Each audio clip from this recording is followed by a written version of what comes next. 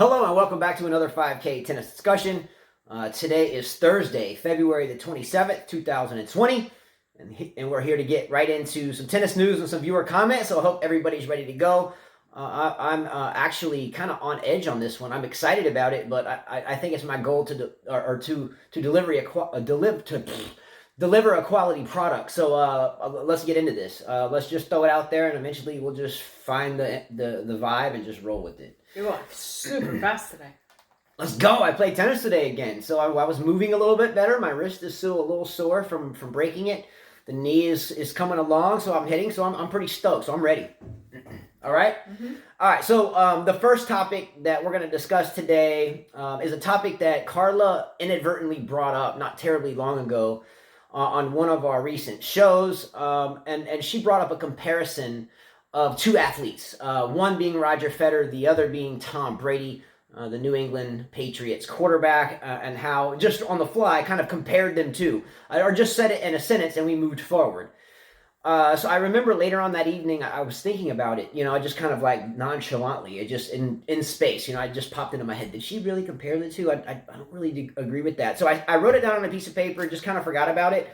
But someone the other day, whether it was on that same video or a different video, made a comment, and I think it was a different video, but either way, and said the same thing. So what I wanted to do is read this individual's comment, and then I want to disagree with the most of it, and maybe you'll understand me or not. By the way, BDog02 out there is a big-time Patriots fan, so I think he's more credible from a Tom Brady aspect than I would be. I have followed Brady since Michigan and Federer since he was young, but I'm no scholar on anything, but that's my credibility behind it. Mm-hmm. All right, so read. I think it's Bodie B. What's up, Bodie B? Bodie B. Read that comment. I think the point is that it's top heavy now. Novak has had to beat Rafa and or Federer, add in Murray if you want, so many times to get his majors.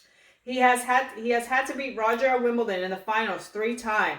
He came so close to beating Rafa at the French finals since 2010. Rafa and Novak have won the majority of the titles, and Roger 3 titles from 2017. 2018, we were all when Djokovic was injured and having personal family issues. Now I believe that just because the top of Roger's era wasn't as strong, it doesn't take away from his greatness. I just believe Djokovic is better, and people who say, but Roger is old, I'm sorry, that doesn't fly nowadays. Just look at other sports. Tom Brady has had some of his best seasons from age 38 to 41, as did Peyton Manning, both of which had gone unprecedented ways. The health and longevity of sports stars is so much different from even how it was 10 years ago. What Rafa and Novak are doing at their age was marveled at just in recent history, when it was Roger playing at his age like that. All right. Really, a really good comment, first and foremost. Thank you for that comment. And I read it, and maybe he didn't make as big of a comparison. Well, yeah, I think you guys made the same comparison, basically, right? All right, so from the beginning, I didn't bring this up necessarily for the Djokovic and Murray and Federer part of it. I brought it up for the Brady-Federer comparison. Well, he's saying don't give him the excuse that Roger is old because Brady had... Okay, so it's you guys basically said the same thing. So, all right, so I'm going to roll with this. So, on the top part, yes, Djokovic, in my opinion, is the better player right now. Obviously, goes without saying. He accomplished everything exactly as he said it. I need to add nothing more. True. The only thing that I have a little question mark with, though, is if Djokovic, given his best day on the court, and his prime, if you call now his prime, or 2015 or whatever his prime, and put Roger Federer hypothetically on his best day at the court during his prime, 07 Federer or something, and put whatever year, and you put those two on the court at the same point in time, I think it's a pretty epic type. I think they should make a special movie with just a computer, or anyway, that would be epic. But unfortunately, we can't do that. I think when Roger played Djokovic in the 07 U.S. Open final in New York, Djokovic lost in straights. I think that was when Djokovic was still very young and rusty. But you see what I'm saying? But that's when Federer was really mighty and sharp. But tides have changed, so I agree with that. But in their prime versus in prime, I think it's a lot closer. All right, but I brought it up namely because of the comparison, once again, to Tom Brady. No disrespect to Tom Brady. I think he's an awesome athlete, an awesome person. Well, I think Carla would disagree because of he had like an ex-wife and some kids and something. No, I never mentioned that. So no. Something. Okay. Let's not even talk about that. So I only mention that because here's a comparison starting with that with the two. So we don't get in personal life stuff, but we'll just go down kind of a comparison list in a sense. It's let's see, Roger Merca and whatever. So we got some differences in just personalities. Well, the wives are completely different. You have one that loves the camera and one that really doesn't. Yeah, care. I mentioned that nothing invasive personally. Yeah. I if it came out that way, didn't mean to do that. I'm just saying they're two different people. I was just talking about what they've done in their sports. Yeah, they're both born in August. They're both Leos. Okay, Brady was born on August 3rd, 1977, 42 years old. He's 3 months older than myself. He's 42. I wrote it. I'm 40. He's 2 years older than me. Yeah. 5 days. So Federer was born on your birthday, but in 1981, and he's 38. Mm-hmm.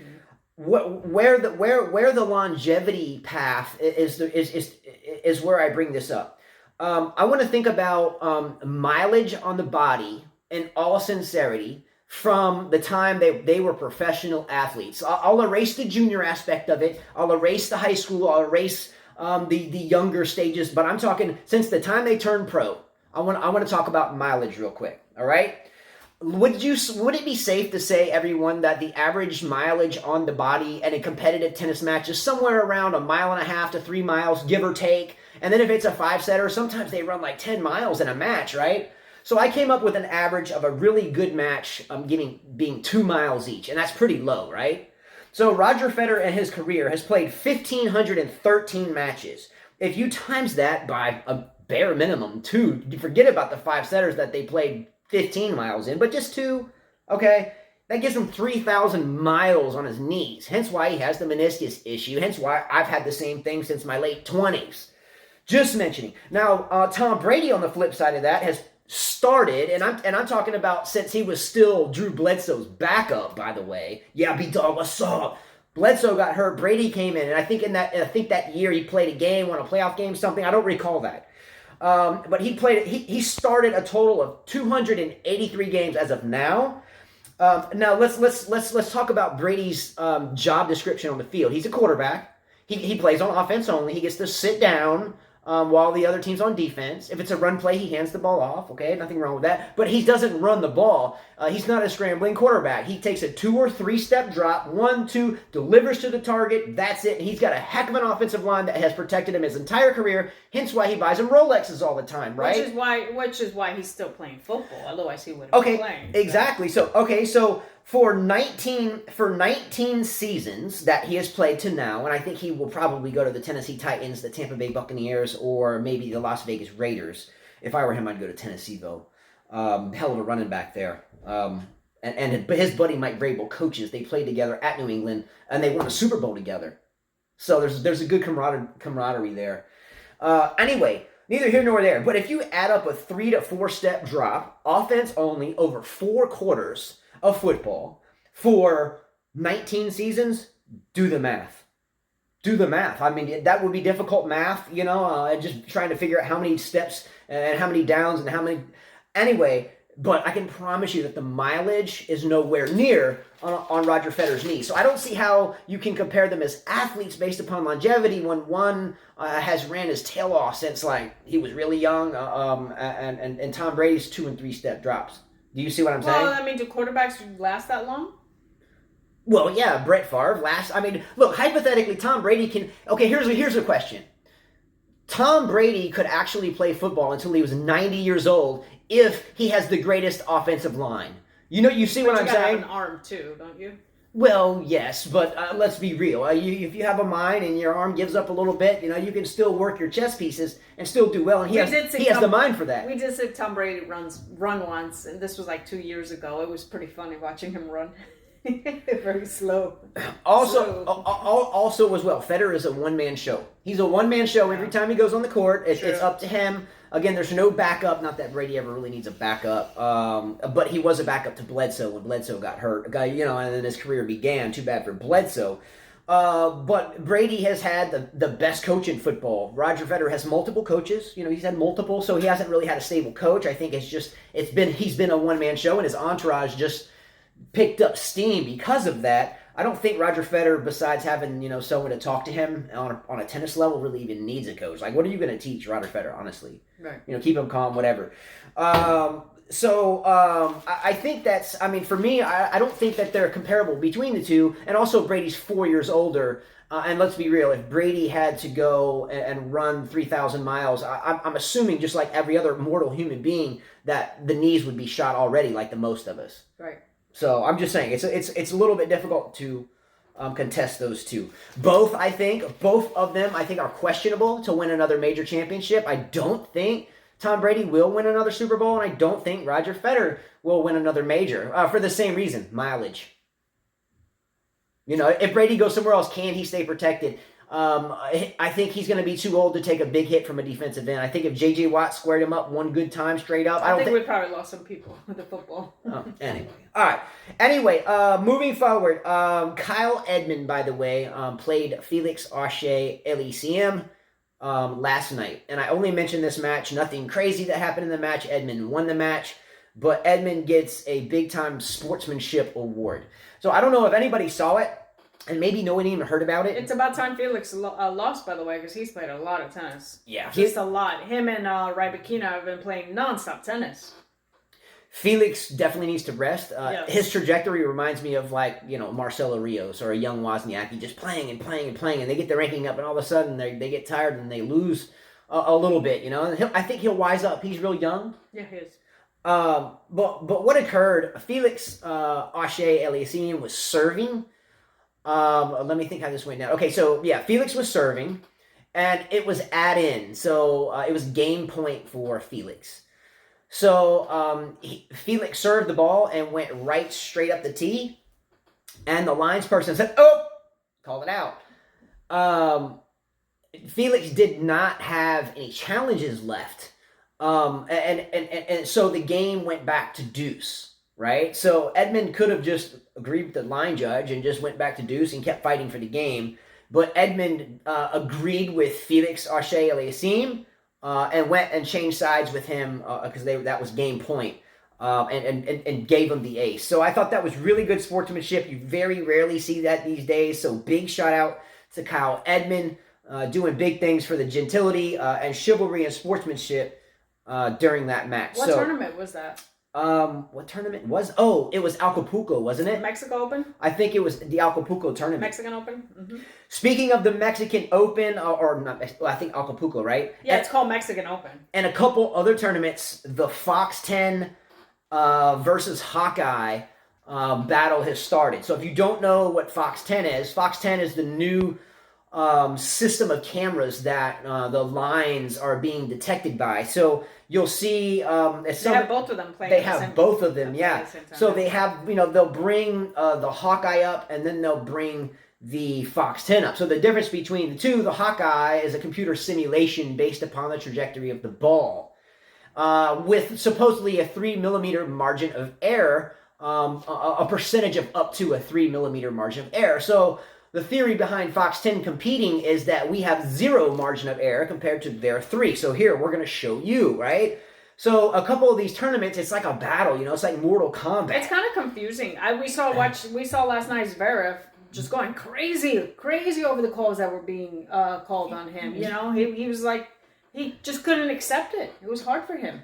I think he was rattled off the top because he was losing to, no disrespect to Tommy Paul, a fine young man, still young, but I think has a lot to learn. So just currently now, kind of a run of the mill player. No disrespect. I like the young man a lot, but currently, in my opinion, Tommy Paul's a run of the mill player, and for so many years now, Zverev has been projected as the next best, and we've seen what has occurred. His serve is horrible. So he just barely gets it over. Yeah, I think he was more embarrassed at his performance and took it out on the Hawkeye and the FOXTENN competition, or it was written in there to pitch one of the others under the bus.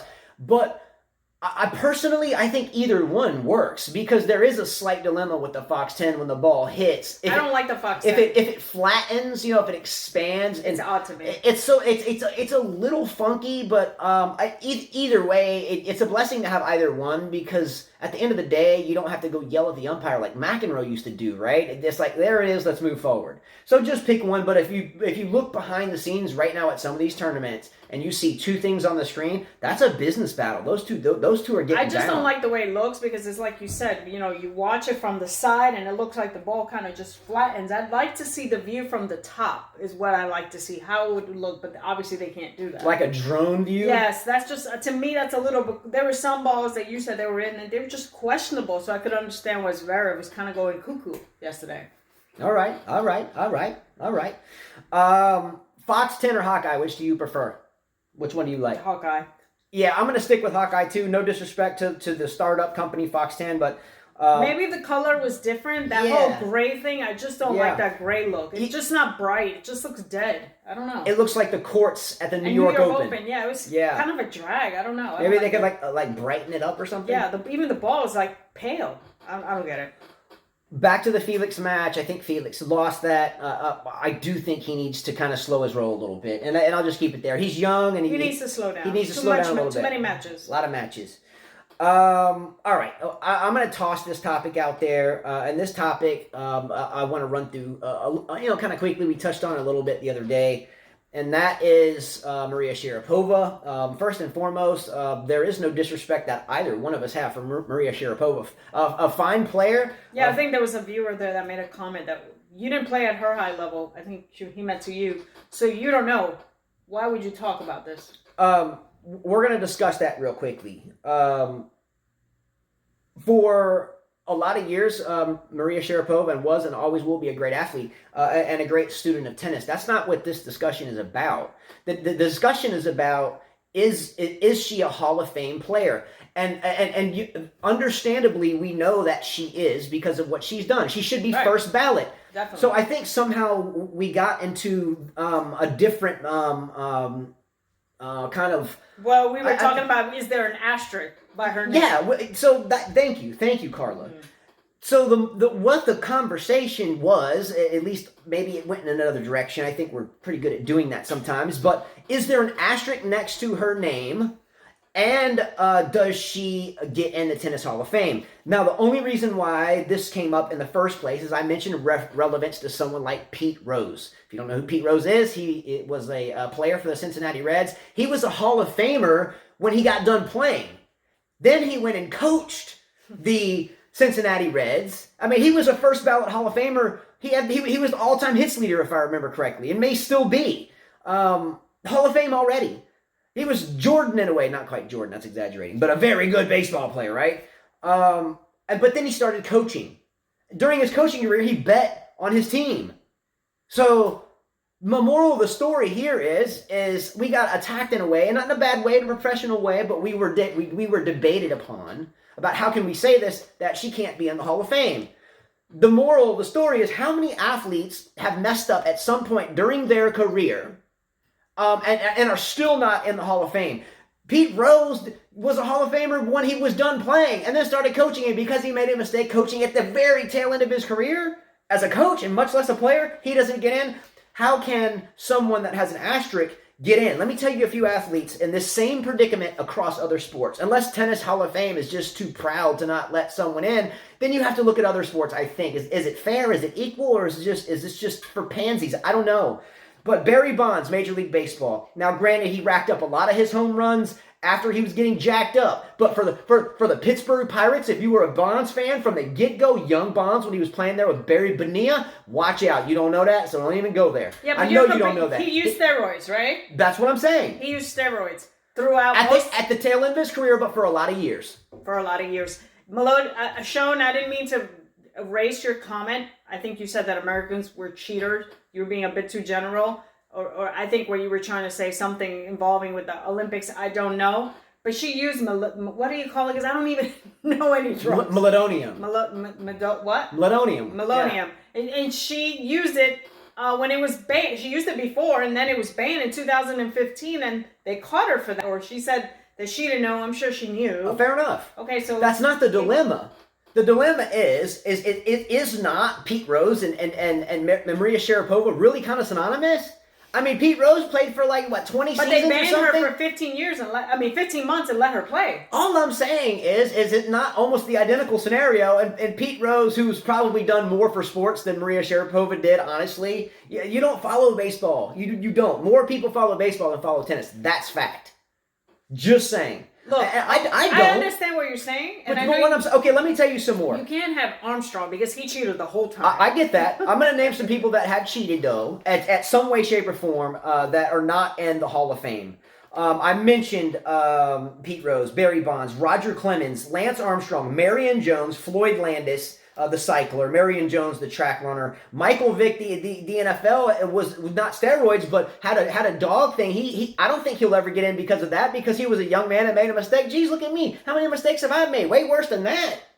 I mean, that would be a stupid reason not to put him in the and that would be dumb. Michael Vick was electric, and if that's a mistake that he made. I don't see. Yeah, why. If you lived in this part of the the southeast when Michael Vick played, he was You know what I think it is? I guess the panel who votes, they would have to look at it through a moral stance. I mean, did she make a mistake? Was it a mistake that anybody can make, or did she do it on purpose? Or I guess they would have to sit and judge her. I wouldn't want to be the one sitting and judging her for that. All right. Now, second of all, you mentioned Sean's comment. By the way, I see Sean's right here. I've always, when he comments, I get it. Well, he said that it was allowed. The Russians used it. And I think you read it wrong. Sean was salt.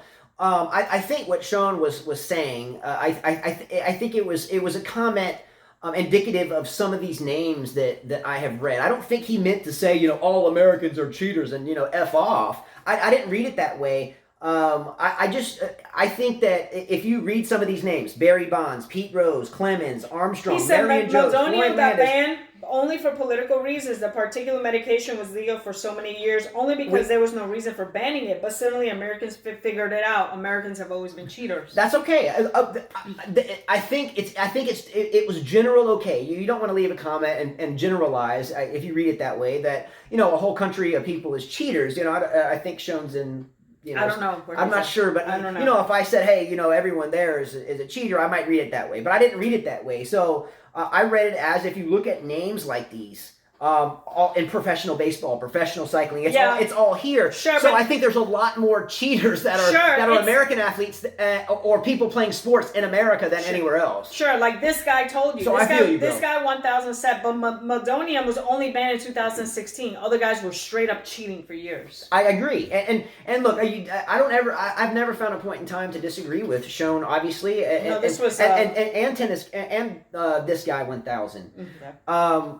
And also, too, when you're in different parts of the world, the dialect, and like when you go to Italy or something, people are a lot more aggressive. They don't mean anything by it, but that's just them. You see what I'm saying? So yes. I didn't read it the same way you did, but I get your take on it. But I do get Sean's that these players aren't in their respective Hall of Fames because they made a mistake. Let me further that. Mark McGuire, Sammy Sosa, Manny Ramirez, Alex Rodriguez. Now, I don't think Rodriguez was on steroids when he was playing with the Seattle Mariners. See, most people don't know that. Most people think A-Rod started in New York, but he didn't. No, I know he didn't. So, anyway. That's what made his name. So my question is for Sharapova, love her as an athlete, love her as a tennis player, hate the grunt. Jeez, I hate the screech.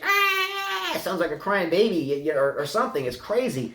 But hideous run. But it doesn't mean I don't like her and don't think she should be in the Hall of Fame. I'm just saying, how can you put her in it if none of them are? That's all I'm saying. So agree or disagree, I didn't mean anything by it.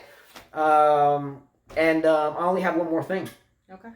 I wanted to give a big shout out to a viewer that I got into a discussion with this morning. Oh, I do have one more thing, but go ahead. That viewer is, I don't know how this is spelled out. It's a little, it's just not, you can't pronounce it because there's consonants. It's like Molybdaenmornell.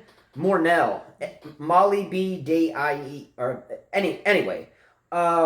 So I rarely communicate too much, on the comments. Well, usually you see our names. Well, I do. I see it, and if I do, I'll put a parentheses. But I sometimes either I'm busy, and sometimes I have a knee-jerk reaction and just type things because I'm dealing with 100 other things, and I don't think about what I say before I do it. Sometimes I say things, yes, that I don't mean and then regret it. So sometimes I kind of just, if I'm on edge about something, I just kind of chill. But anyway, I found myself in a conversation with this gentleman today, and what it was dealing with. And if you want to read the comment, go to the video that's titled something like "Djokovic, Federer, Nadal have issues in the locker room." And very professionally and very objectively, he definitely disagreed with what I said, and nowhere out of line did it go, but meant what he said. And I respected that. So my first comment, I was kind of a knee-jerk reaction, and I was like, well, whatever. And then I kind of deleted it and went back and read it again. And then I even asked Carla about it. I was like, am I reading that right? She was like, no, read it again.